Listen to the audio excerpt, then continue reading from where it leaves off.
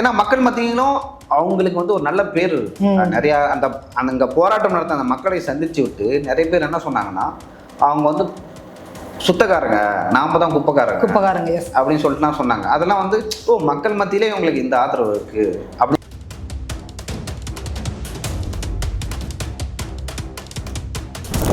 பாலியல் பலாத்காரம் நடக்குது, இதெல்லாம் கண்டுபிடிக்க முடியல, நிறைய கொலைகள் இல்லையா, அதெல்லாம் வந்து நிலுவையில் இருக்கும் பொழுது துப்புரவு தொழிலாளர்களுடைய வந்து நீங்க வந்து இத்தனாயிரம் போலீஸை இறக்கி மிட் நைட்ல வந்து அடிச்சு தூக்குறது அப்படின்றதெல்லாம் ரொம்ப இல்லை.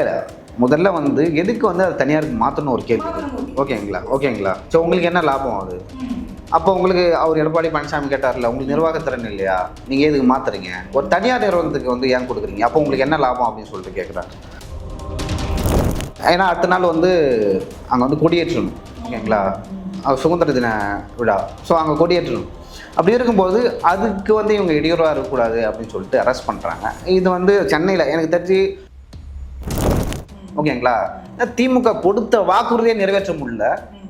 அவங்க தேர்தலில் சொன்னாங்க அவங்க கொடுத்த வாக்குறுதியை நிறைவேற்ற முடியல. 23,000 நான் வாங்கிட்டு இருக்கேன், எனக்கு 16,000 வந்து கொடுத்தா இப்போ நான் வந்து ஒரு 15,000க்கு இஎம்ஐ கட்டுறேன்னு வச்சுங்க மாதம். நான் அந்த காசை நம்பி தான் வந்து இஎம்ஐ கட்டுவேன். இப்போ நீங்கள் 23,000 16,000 குறைச்சிட்டிங்கன்னா நான் எனக்கு வந்து வேறு ஆல்டர்னேட்டிவ் சோர்ஸே இல்லை மணிக்கு.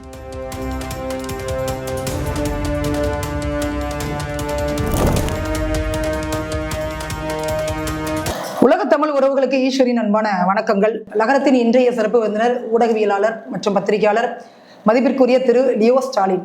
வணக்கம். வணக்கம். எப்படி இருக்கீங்க? ரொம்ப ரொம்ப நல்லா இருக்கேன். நான் உங்களை பார்த்ததுல ரொம்ப மகிழ்ச்சி. எனக்கும் மகிழ்ச்சி. நீங்க நேரம் கொடுத்ததுக்கு ரொம்ப ரொம்ப நன்றி. ஸோ நிறைய பேசுறதுக்கு இன்னைக்கு இருக்கு இல்லையா? நமக்கு 2026 எலெக்ஷன் வந்து நெருங்கிட்டே இருக்குது. களம்லாம் ரொம்ப சூடாகவே இருக்குது. அனல் குறைஞ்சாலும் கூட அரசியல் களம் வந்து சூடு குறையவே இல்லை. முதல்ல வந்து நம்ம பேசக்கூடியது வந்து 100 நாட்களை நிறைவு செய்திருக்காங்க அதிமுக. மக்களை காப்போம், தமிழகத்தை மீட்போம் என்ற ஒரு பெயர்ல வந்துட்டு முன்னாள் முதலமைச்சர் எடப்பாடி பழனிசாமி அவங்க வந்து சுற்றுப்பயணத்தில் இருந்தாங்க. ஸோ 100 நாட்களை மிகச்சரியாக நிறைவு செய்திருக்கிறாங்க. உங்களுடைய பார்வை நீங்க எப்படி பாக்குறீங்க? இல்ல, தொடக்கத்துல வந்து எடப்பாடி பழனிசாமி தேர்தலுக்கு 10 மாதம் கூட சொல்ல முடியாது, கிட்டத்தட்ட ஒரு வருடத்துக்கு முன்னாடியே வந்து தேர்தல் பிரச்சாரத்துக்கு போயிட்டார். எதிர்கட்சி ஆளுங்கட்சிக்கு வந்து ரொம்ப ஆச்சரியம், எதுக்கு இதுக்குள்ளேயே போறாரு, இன்னும் வேட்பாளர் அறிவிக்கல, யார் யார் கூட்டணியும் தெரியல, ஃபீல்டே இன்னும் கிளியர் ஆகல, யார் யார் போட்டினே தெரிஞ்சாதானே நம்ம வந்து அதுக்கு தகுந்த மாதிரி வந்து தேர்தல் பிரச்சாரத்தை வழங்க முடியும். அப்படி இருக்கும்போது எடப்பாடி பழனிசாமியா அதுக்குள்ளே போனாரு அப்படின்னு சொல்லிட்டு நிறைய பேருக்கு கேள்வி. என்னன்னா, மக்களை ஆக்சுவலாக வந்து ஏடிஎம்கே இந்த தேர்தலுக்காக பல திட்டங்களை வந்து வகுத்திருக்காங்க. அதில் வந்து முதல் கட்டம்னா இந்த தேர்தல் பிரச்சாரம். தேர்தல் பிரச்சாரம் முடிஞ்சிட்டு 5 மாவட்டங்களை ஒருங்கிணைத்து ஒரு பெரிய பொது மாநாடு, பெரிய மாநாடு போட போகிறாங்க. தேர்தலுக்காக மாநாடு ஒன்று போட போகிறாங்க. இந்த தேர்தல் பிரச்சாரம் வந்து தனிப்பட்ட முறையை சொல்கிறேன், நானே வந்து இந்த அளவுக்கு வந்து மக்கள் மத்தியில் ரீச் ஆகும் அப்படின்னு சொல்லிட்டு எதிர்பார்க்குறேன். நீங்கள் வந்து எனக்கு தெரிஞ்சு மேட்டுப்பாளையத்தில் ஆரம்பித்தார், மேட்டுப்பாளையம், நம்ம கோவை அப்படின்னு சொல்லிட்டு அங்கே ஆரம்பித்து அதுக்கப்புறம் வந்து இங்கே விழுப்புரம் வந்தார், அப்புறம் மயிலம் அப்படின்னு சொல்லிட்டு அங்கே டெல்டா பகுதிகளில் போனார், அப்புறம் வந்து தென்பகுதிகளும் போனார். நீங்கள் பார்த்தீங்கன்னா ஒவ்வொரு பகுதிகளுக்கும் வந்து ஒரு இஷ்யூஸ் இருக்கும், மக்கள் சம்மந்தப்பட்ட பிரச்சனைகள் இருக்கும். நீங்கள் மேட்டுப்பாளையம் அந்த சைடில் பார்த்தீங்கன்னா, கோயம்புத்தூர், கொங்கு மண்டலே பார்த்தீங்கன்னா அங்கே வந்து தொழில்துறை, தொழில் சம்மந்தப்பட்ட நிறுவனங்கள் வந்து நிறையா இருக்குது. குறிப்பாக சொல்லணும்னா திருப்பூரில் எடுத்துக்கிட்டிங்கன்னா உங்களுக்கு பனியன் தொழிற்சாலைகள் இருக்கும், கோயம்புத்தூர்லேயும் அப்படி இருக்கும், தேங்காய் எண்ணெய் தொழிற்சாலைகள் இருக்கும். ஸோ அந்த மக்களை போய் சந்திக்கிறது, அவங்களுக்கு எந்த மாதிரியான வந்து அப்போ நாங்கள் வர ஆட்சியில் இந்த மாதிரியான திட்டங்கள்லாம் உங்களுக்கு கொண்டு வருவோம். ஃபார் எக்ஸாம்பிள் வந்து தாலிக்கு தங்கம் திட்டம்னு ஒரு திட்டம் இருந்துச்சு, அது முன்னாடி இருந்தது, அவங்க தான் கொண்டு வந்தாங்க, ஜெயலலிதா அவர்கள் கொண்டு வந்தாங்க. அது வந்து மிகப்பெரிய அளவில் வந்து மக்கள் மத்தியில் ரீச் ஆனது. எனக்கு தெரிஞ்சவங்க அந்த சர்க்கிள்லேயே பார்த்தீங்கன்னா நிறைய பேர் அந்த திட்டத்தால் பயனடைஞ்சிருக்காங்க. ஒரு கல்யாணம் பண்ண போறோம்னா வந்து எவ்வளோ செலவாகும்னு நம்மளுக்கு தெரியும், மிகப்பெரிய அளவில் வந்து செலவாகும். அப்படி இருக்கும்பொழுது அந்த திட்டத்தை வந்து திமுக வந்தோடனே நிறுத்திட்டோம். நிறைய பேர் யோசிச்சாங்க, ஐயோ அந்த திட்டம் எவ்வளோ நல்ல திட்டம் அப்படின்னு சொல்லிட்டு. நிறைய பேர் என்னங்க ஒரு 50,000 ஒரு பவுன் தாலி, ஒரு கிராம் காயின் கொடுப்பாங்க, ஒரு பவுனு காயின் 8 கிராம் காயின் கொடுப்பாங்க, சீர்சிறப்போடு சேர்த்து கொடுத்தாங்க இல்லையா? இல்லை, அது பணம், அதுக்கப்புறம் வந்து ஒரு பவுனு காயின் 2 தான் கொடுப்பாங்க. அப்படி கொடுக்கும்போது நம்ம வெளியிலேருந்து பார்க்கறதுக்கு என்னங்க இவ்வளோ தானே, இதுக்கு ஏன் அவ்வளோ விமர்சனம் அப்படின்னு சொல்லிட்டு அதை வந்து திமுக எப்படி கன்வெர்ட் பண்ணாங்கன்னா புதுமை பெண் திட்டம்லாம் கன்வெர்ட் பண்ணாங்க. அதாவது கல்லூரி பெண்களுக்கு யாரெல்லாம் வராங்களோ அவங்களுக்கு வந்து மாதம் 1000 ரூபா அப்படின்னு சொல்லிட்டு சொன்னாங்க. ஆனால் அந்த திட்டம் வந்து கொடுத்த ரீச்சு இந்த புதுமை பெண் திட்டத்தால் வந்து கொடுக்க முடியல. ஏன்னா இப்போ ஒரு வீட்டில் கல்யாணம் பண்ண போகிறோன்னா ஒரு பவுன் தங்கம்ன்றதும் அதே போல் 50,000 பணம் வந்து ரொம்ப பெரிய விஷயம். ஓகேங்களா? இப்போ ஒரு 10 லட்சம் செலவாகுதுன்னா அது 1 லட்சத்தில் அடையணும். ஓகேவா? அந்த மாதிரியான ஒரு திட்டத்தை வந்து திமுக நிறுத்திட்டாங்க. எடப்பாடி பழனிசாமி அவர்கள் என்ன சொல்கிறாருன்னா, நெசவாளர்களை போய் சந்திக்கிறாரு. நெசவாளர்களை சந்தித்து என்ன சொல்கிறாருன்னா, நாங்கள் தாலிக்கு தங்க திட்டத்தை நிறுத்தினோம்ல, அதை வந்து அதிமுக ஆட்சிக்கு வந்தால் நாங்கள் திரும்ப கொண்டு வருவோம்.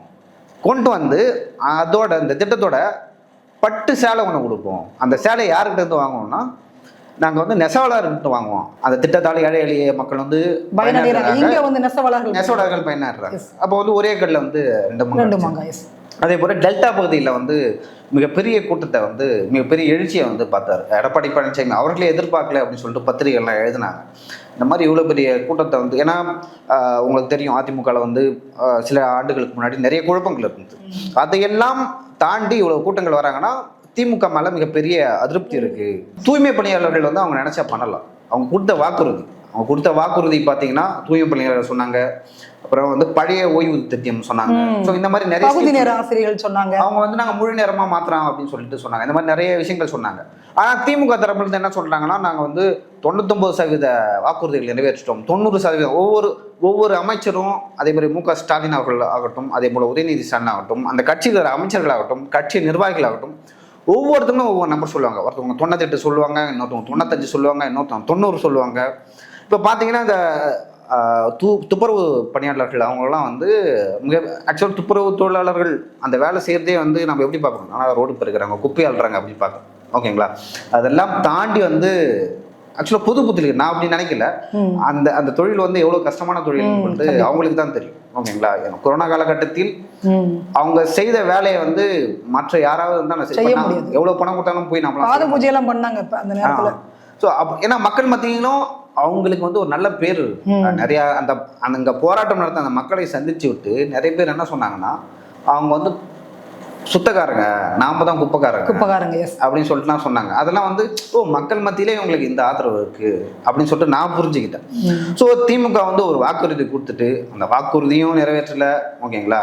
அட்லீஸ்ட் உங்களுக்கு வந்து அங்கே எனக்கு தெரிஞ்ச ஒரு 5 மண்டலத்தில் தான் வந்து இந்த மாதிரி அரசு பணியாளர்கள் இருந்தாங்க. அதில் 2 மண்டலத்தில் வந்து தனியாருக்கு நாங்கள் கொடுக்குறோம். ஏற்கனவே வந்து 5-6வது மண்டலம் நாங்கள் மாத்துறோம் அப்படின்னு சொல்லிட்டு அவங்க சொன்னாங்க. அதில் நீங்கள் பார்த்தீங்க கிட்டத்தட்ட ஒரு 13 நாட்கள் போராட்டம் நடந்தது. கிட்டத்தட்ட 2000 தொழிலாளர்கள் அதனால பாதிக்கப்படுறாங்க. 2000 தொழிலாளர்கள் அவங்க குடும்பம் சொல்லிட்டு இத்தனை பேர் பாதிக்கப்படுறாங்க. ஸோ இதெல்லாம் வந்து அட்ரஸ் பண்ணுறாரு. ஏன்னா அவர் பிரச்சாரத்தில் இருக்கும்போதே சொல்கிறாங்க, திமுக வந்து சொன்னீங்களே இப்படி பண்ணுறீங்களே, அட்லீஸ்ட் நீங்கள் சம்பள உயர்வு எதுவும் பண்ண தேவையில்ல, இருக்கிற தொழிலாளர்களை அதே வேலைக்கு வந்து அதே சம்பளத்துக்கு வந்து உங்கள் கீழே வந்து ஒர்க் பண்ணாங்கன்னா, இப்போ நிர்வாக திறன் இல்லாத ஒரு அரசாங்கம் தான் இந்த மாதிரி பண்ணுவாங்க. அப்போ திமுக அரசாங்கத்துக்கு நிர்வாகத்திறன் இல்லையா, ஸ்டாலின் அவர்களுக்கு நிர்வாகத்திறன் இல்லையா அப்படின்னு சொல்லிட்டு நிறைய கேள்வி கேட்குறாரு. அதே போல் சென்னையில் வந்து சென்னை மக்கள் மத்தியில் இந்த இஷ்யூ திமுக ஹேண்டில் பண்ண விதம் வந்து மிகப்பெரிய சர்ச்சைக்குள்ளானது. ஏன்னா ஆக்சுவலாக நிறைய பேர் ரிப்பன் பில்டிங் முன்னாடி வந்து போராடுறீங்க அப்படின்னு சொல்லிட்டு கேட்டாங்க. அனுமதி இல்லை, எங்கே வந்து ஏன் போராட்டம் பண்ணுறாங்க? ஆக்சுவலாக அவங்களுக்கான ஹெட் ஆஃபீஸ் வந்து சென்னை மாநகராட்சி வந்து அதுதான் ஹெட் ஆஃபீஸ், ரிப்பன் பில்டிங் தான். அவங்க வந்து அங்கே தான் போராடுவாங்க. ஓகேங்களா? நிறைய பேர் நீங்கள் அனுமதி வாங்கி போராடல. சமூக வலைதளத்தை நான் இங்கேயே பார்த்தோம். என்ன சொல்லியிருந்தாங்கன்னா, இந்தியா சுதந்திரம் வந்து நடக்கும்போது வந்து பிரிட்டிஷார்ட்ட யாரையும் அனுமதி கேட்டுட்டு வந்து போராடல.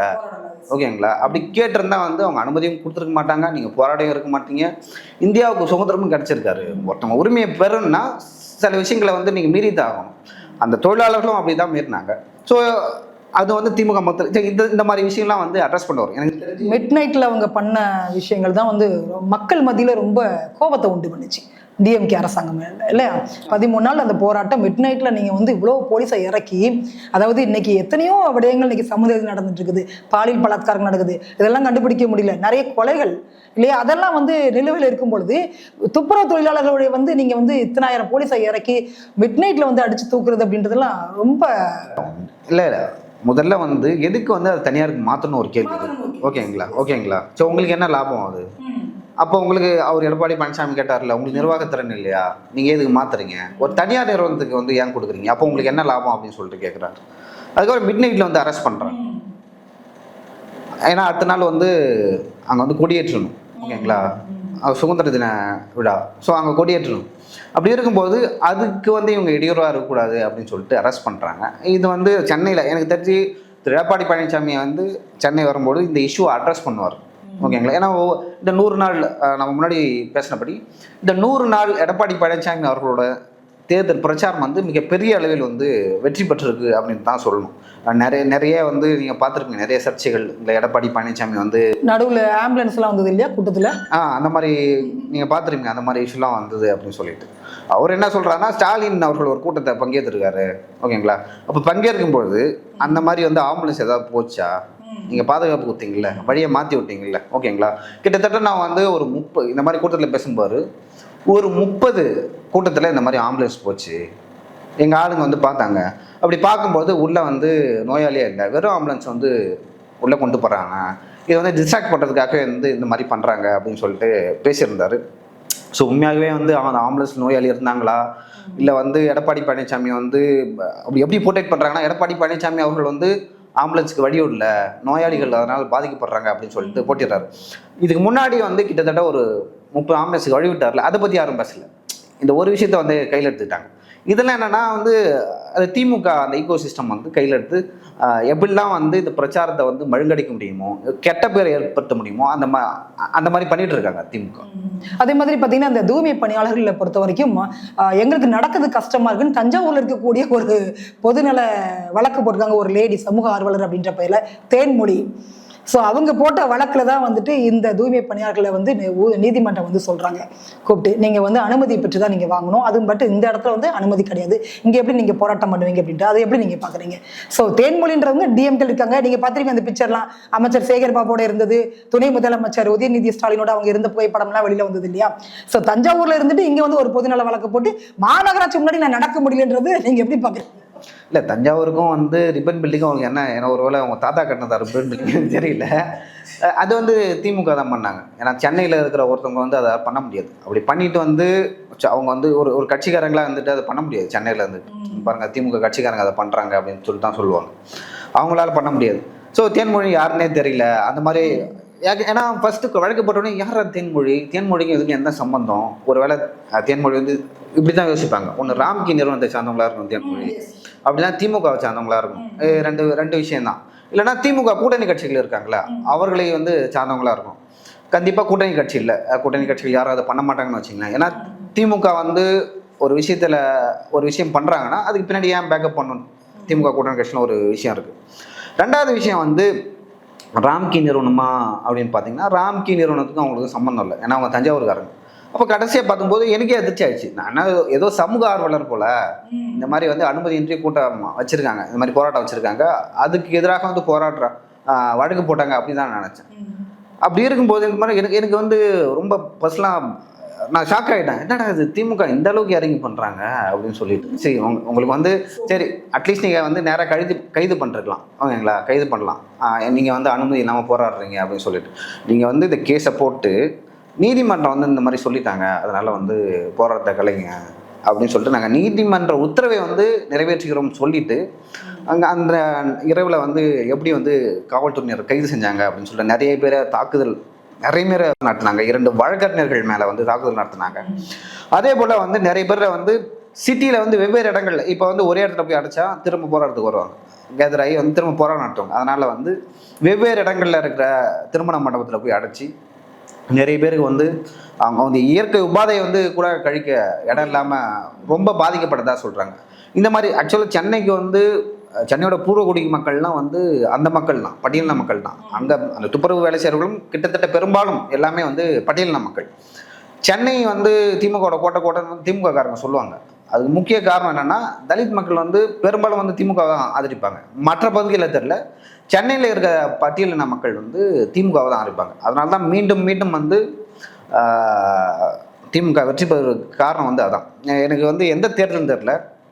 அப்போ 234 தொகுதியில் வந்து 2 தொகுதியில் தான் வந்து திமுக வெற்றி பெற்றாங்க.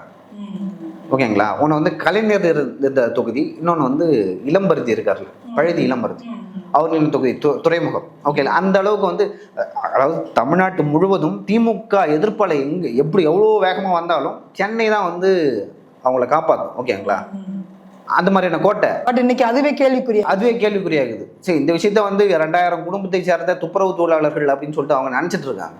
ஓகேங்களா, அப்படி இல்லை. துப்புரவு தொழிலாளர் இருக்குது, அவங்க குடும்பம் இருக்குது, அந்த சமுதாயம் இருக்குது. சென்னையில் இருக்கலாம் படித்தவர்கள், சென்னையில் இருக்க பெரும்பாலும் வந்து வெளியூர்லேருந்து வந்தாலும் ஊரில் அவங்க என்ன தான் சாதி பார்த்தாங்களும் சென்னையிலாம் வந்து பார்க்க மாட்டாங்க. அதை நீங்கள் வெளிப்படையாக அதை காட்டவும் முடியாது. அப்படி இருக்கும்போது அந்த மக்கள் எப்படி பார்ப்பாங்க? ஓகேங்களா?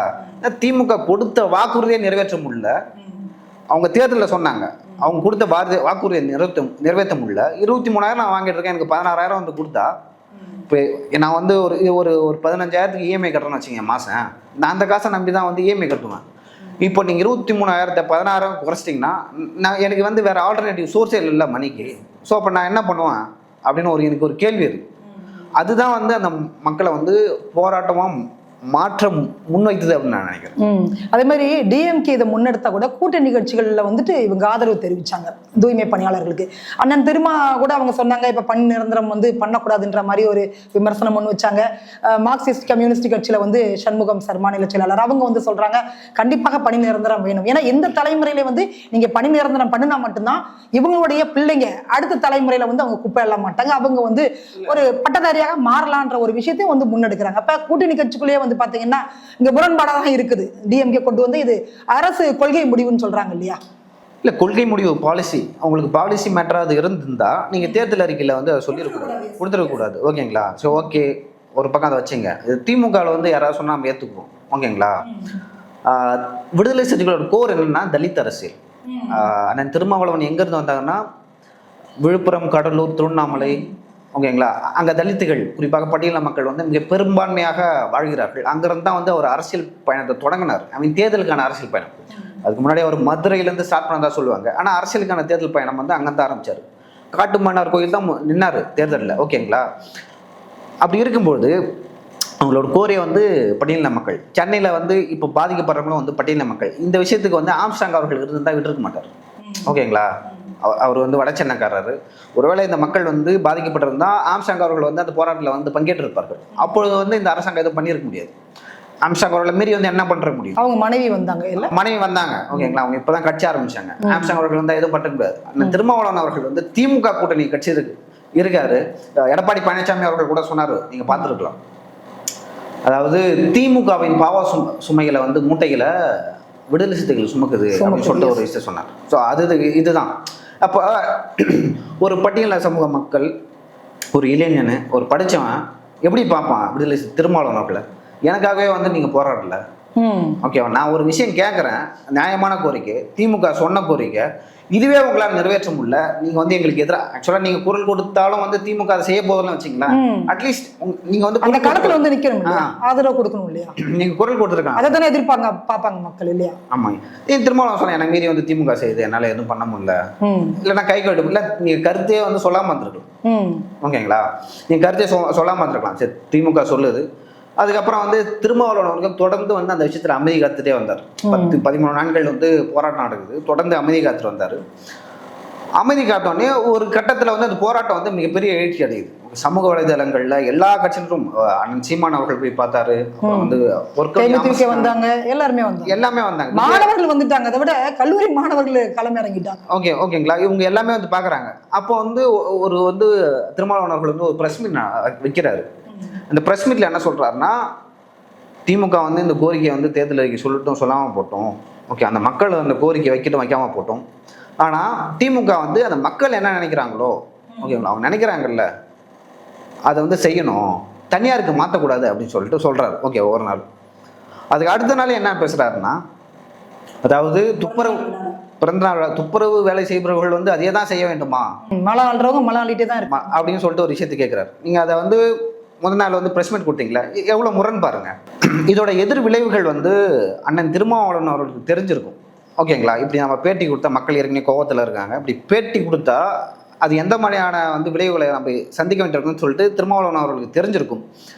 அதையும் தாண்டி அவர் பேசுறாருன்னா திமுக தரப்புல இருந்து எவ்வளவு அழுத்தம் வந்திருக்கும். அவர் பிரஸ் மீட் கொடுத்து அந்த விஷயத்தையே மறுநாள் மாத்தி பேசுறாரு அவர் பிறந்தநாள் விழாவில். அப்ப அதே மாதிரி இன்னொரு கேள்வி வருது இல்லையா? அப்ப நீங்க வந்து தேர்தல் அறிக்கை கொடுக்கும் பொழுது அண்ணன் திருமா என்ன செய்து கொண்டிருந்தார்? அதுல தானே உங்களுக்கு பணி நிரந்தரம் செய்யப்படும்ன்றத கொடுக்குறாங்க இல்லையா? 284 கொடுக்குறாங்க. அப்ப அண்ணன் திரும்ப அப்பவே வந்து இதை வந்து சொல்லிடணும்ல, அந்த கேள்வியும் முன்வைக்கிறாங்க மக்கள். இல்ல ஆக்சுவலா அது வந்து அந்த பிரஸ் மீட்லயே அந்த கேள்வி கேட்கப்பட்டது. இந்த மாதிரி வந்து திமுக தேர்தல் அறிக்கையில அந்த மாதிரி சொல்லிருக்காங்க, நீங்க என்ன நினைக்கிறீங்க அப்படின்னு. அதை பத்தி எனக்கு தெரியாது அப்படின்னு சொல்லிட்டு தான் இந்த விஷயத்த சொல்றாரு. அவன் கொடுக்கட்டும் கொடுக்காம போட்டும் அந்த மக்கள் சொல்ற கோரிக்கை நிறைவேற்றணும்னு சொல்றாரு. ஓகேங்களா? மறாத நாள் வந்து இந்த மாதிரி சொல்றாரு, சரி தனியாருக்கு வந்து மலம் அள்ளுபவன் வந்து மலம் அள்ளும் வேலையே செய்யக்கூடாது அப்படின்னு சொல்லிட்டு நானும் உடன்படுறேன். ஓகேங்களா? வேற என்ன வேலை உங்களால அவங்களுக்கு வேற என்ன வேலை உங்களால வாங்கி கொடுக்க முடியும்னு ஒரு கேள்வி இருக்கு. சொல்யூஷன் சொல்லல. ஆமா, சொல்யூஷன் சொல்லல. அவங்களுக்கு எல்லாத்துக்கும் 40-45 வயசு ஆகுது. இனிமேல் அவங்க எந்த வேலைக்கு போவாங்க? ஓகேங்களா? திரு சண்முகம் அவர்கள், மார்க்சிஸ்ட் கம்யூனிஸ்ட் கட்சியோட செயலாளர் அவர்கள் வந்து ஒரு விஷயத்த பிரஸ் மீட்ல சொல்லியிருந்தார். திருமாவளவன் கருத்துக்கு வந்து நான் உடன்படலை, அவர் சொன்னது வந்து தவறு. இப்போ வந்து நான் வந்து அந்த வேலையை செய்கிறேன்னா அது வந்து என்னை பொறுத்த வரைக்கும் ஒரு கவர்மெண்ட் வேலை, அது தெரிஞ்சுதான் குப்பாடுற வேலையாக இருந்தாலும் கவர்மெண்ட் வேலைன்னு சொல்லிட்டு தான் நான் போவேன். அப்படி போகும்பொழுது அதனால தான் வந்து என் குடும்பத்துக்கு வந்து வருமானம் கிடைக்குது. ஓகேங்களா? அதை வச்சுதான் வந்து என் குடும்பம் பிழைக்குது. ஓகேவா? குழந்தைய படிக்க வைக்கிறதுல இருந்து அதுலயும் வந்து ஒரு விஷயத்த சொல்றாரு. எனக்கு தெரிந்த வந்து ஒரு குடும்பம் அந்த வேலைக்கு போறதாலே அந்த பொண்ணை வந்து படிக்க வச்சு இப்போ வந்து அந்த பொண்ணை பிஹெச்டி படிச்சு ஒரு கல்லூரியில பேராசிரியரா இருக்கு அதையும் சொன்னாங்க. ஓகேங்க, அதையும் சொன்னாங்க. அப்படி சொல்லும்பொழுது கம்யூனிஸ்டுகள் வந்து எப்பொழுதுமே வந்து அந்த எப்பயுமே வந்து பாட்டாளி வர்க்கம் முதலாளி வர்க்கம் வந்து பேசுவாங்க. ஓகேங்களா? அதை தாண்டி வந்து நீங்க அந்த வாச்சாத்தி விஷயமா இருக்கட்டும், இங்க கீழ்மேன்மணி படுகொலையாக இருக்கட்டும், இந்த விஷயங்கள்லாம் வந்து அப்போ வந்து விடுதலை சிறுத்தைகள்லாம் இல்லை. அந்த நேரத்தில் வந்து அந்த மக்களுக்கு, குறிப்பாக பட்டியலின மக்களுக்கு வந்து துணி நின்றது வந்து கம்யூனிஸ்ட். ஓகேங்களா? இப்போ வந்து அந்த பகுதிகளில், அந்த டெல்டா பகுதிகளில் சாதி வந்து ஓரளவு ஒழிந்ததுக்கு காரணம் கம்யூனிஸ்டுகள் தான். தென் பகுதியில் ஓரளவு இன்னும் இருக்கு, ஓரளவு வந்து இருக்கிறது குறைஞ்சது காரணமும் வந்து கம்யூனிஸ்டுகள் தான். ரொம்ப தீர்க்கமாக போராடுவாங்க. ஓகேங்களா? திரு சண்முகம் அவர்கள் வந்து ரொம்ப ஸ்ட்ராங்காக இருக்காரு. நான் திமுக கட்சியிலையும் இருந்தாலும் சரி, கூட்டணியில் இருந்தாலும் சரி, எனக்கு தேர்தல் சமயத்தில் வந்து நீங்கள் சீட்டே கொடுக்கலாலும் சரி, இல்லை பணம் கொடுக்கலாலும் சரி, என் ஸ்டாண்ட் நான் உறுதியாக இருக்கேன். இதுதான் என் கட்சியோட ஸ்டாண்டு, என்னோட ஸ்டாண்டு. ஓகேங்களா? இருக்கேன். இதை சொல்கிறதுக்கு திருமாவளவன் அவர்களுக்கு வந்து என்ன பயம்? ஓகேங்களா? நீங்கள் வந்து அந்த மக்களின் அடையாளமாக பார்க்கப்படுகிறீர்கள். ஓகேங்களா? அந்த இளைஞர்கள் வந்து உங்களை ஹீரோவை பார்க்குறாரு. நீங்கள் வந்து ஒரு காலகட்டத்தில் வட தமிழகத்தில் திருமாவளவன் அவர்கள் வந்து ஹீரோவை பார்ப்பாங்க. ஏன்னா அவங்களுக்கு ஒரு தலைவர், தமிழக அரசியல் வரலாற்றில் எடுத்து பார்த்தீங்கன்னா திருமாவளவன் மட்டும்தான் வந்து தலித்துக்கான ஒரே தலைவர் மாதிரி வந்து கட்டமைச்சாங்க. அம்பேத்கர் அப்படின்றாங்களே, அம்பேத்கருக்கு மேல அப்படின்னு சொல்லிட்டாங்க இந்த பிறந்தநாள் விழால சொல்றாங்க. திருமாவளவன் அவர்கள் வந்து என்ன சொல்றாங்கன்னா, ஒண்ணு வந்து இந்த விஷயத்த அமைதியை விட்டுட்டு போயிருக்கணும். ஓகேங்களா? இல்லைன்னா நியூட்ரலா பேசிருக்கணும். ஒரு பேச்சுவார்த்தை முடிவு பண்ணி அழுத்தம் கொடுக்கப்படும், நாங்க சொல்றோம், வலியுறுத்துறோம், அப்படி போராடாதீங்க அப்படின்னு சொல்றோம். அவர் வந்து அந்த மக்களோட எண்ண ஓட்டத்துக்கு எதிராக பேசுவதால் வந்து அந்த மக்கள் மத்தியிலே வந்து அவருக்கு ஆதரவு குறையுது. இந்த விஷயத்த வந்து யார் ரொம்ப அழகா வந்து ஹேண்டில் பண்ணாங்கன்னா சீமான் அவர்கள் ஹேண்டில் பண்ணார். சூப்பரா ஹேண்டில் பண்ணார். அந்த மக்களை போய் சந்திக்கிறது, சமூக வலைதளங்களில் பேச பண்ணாரு. அதிமுக தரப்புல வந்து நிறைய தலைவர்கள் போய் சந்திச்சாங்க. அதே போல எடப்பாடி பழனிசாமியும் வந்து சொன்னார், அவங்க என்ன நக்ஸலைட்டா, தீவிரவாதிகளை எதுக்கு அப்படி ஹேண்டில் பண்றீங்க அப்படின்னு சொல்லிட்டு பேசியிருந்தாரு. அவர் வந்து பிரச்சாரத்தில் இருந்தாரு, இல்லைன்னா வந்து அவர் நேரே வந்து சந்திச்சுப்பாருன்னு சொல்லிட்டு கட்சிக்காரங்க நிறைய பேர் சொன்னாங்க.